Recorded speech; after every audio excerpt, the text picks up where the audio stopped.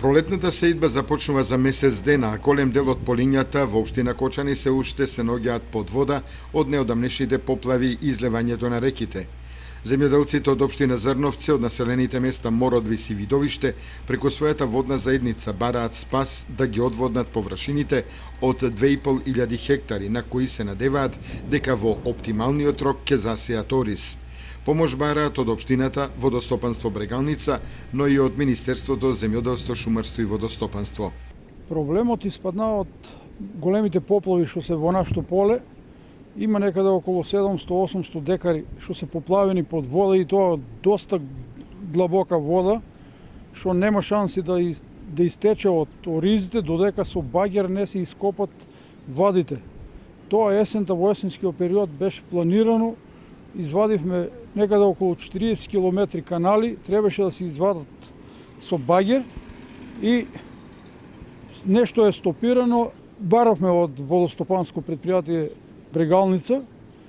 Тие не се некако заинтересирани. Површината у Видовиште е 2500 хектари. 2500 хектари, а дел од тоа е некаде околу 1000 декари се оризи, другото е крско.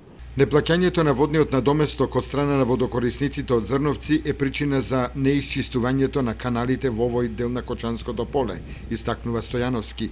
За излез од состојбата тој предлага. Јас предлагам и мислам дека тоа е едина шанса да се неколку багери да се пуштат, барем два, до 15 април, до 20 април или до 1 мај да бидат ископани и да ги посееме со ориз.